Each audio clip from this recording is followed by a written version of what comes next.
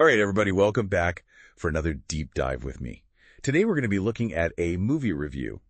And cool. It's a biopic. Okay. Called Midas Man.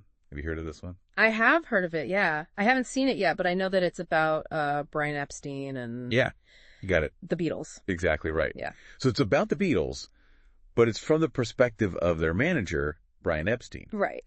Now, a lot of people probably think they know the story of the Beatles, but this can be kind of a new perspective on it. Yeah, like behind the scenes almost. Yeah, exactly. What's the review say about it? Well, the review is super positive. They're calling it like a really fascinating look at his life. Okay.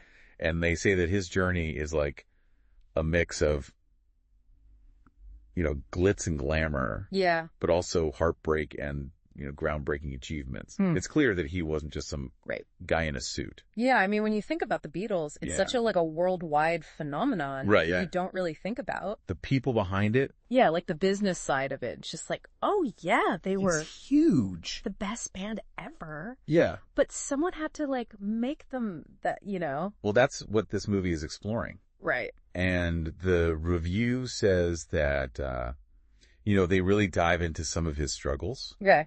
He was a gay man in the 1960s. Oh, wow. And they talk about how difficult that must have been, Yeah. Totally different time. Societal acceptance was not where it is today. Yeah, not at all.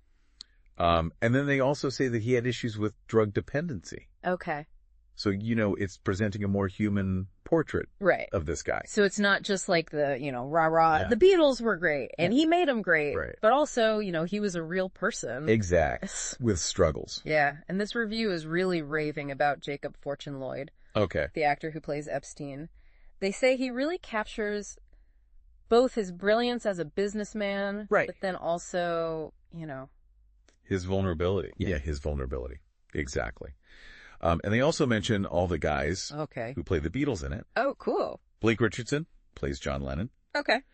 Jonah Lees plays Paul McCartney. Okay. Leo Harvey Elledge is George Harrison. And Campbell Wallace is Ringo Starr. All right. Got a full set. Yeah. What do you think about all that? I mean, that sounds like they're really trying to win over, the true Beatles fans. Yes. They're going for authenticity. Yes. That's Instead of just oh, this is a movie about the Beatles. It's no, this is about this guy. This is the real deal. Yeah. And they talk about how, the visuals are really cool.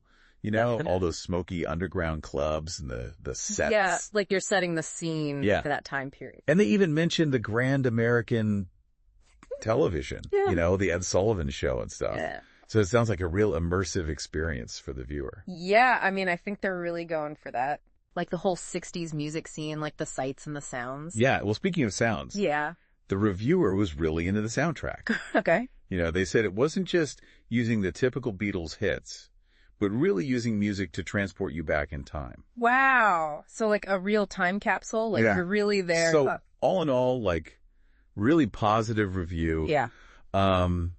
And I think the big takeaway here is that, the reviewer calls Epstein a groundbreaking achiever. Oh, yeah. But doesn't really get into why. What do you think they mean by that?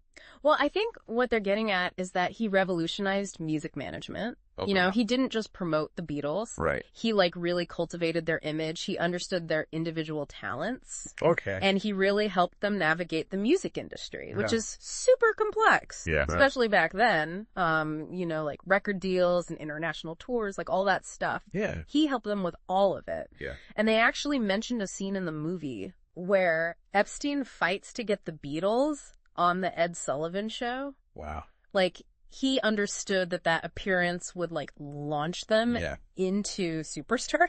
So it was a gamble. Huge gamble. Yeah. But his vision paid off. It really did. So the reviewer is saying that, this is a must-see film. Okay. But here's a question for you. Yeah.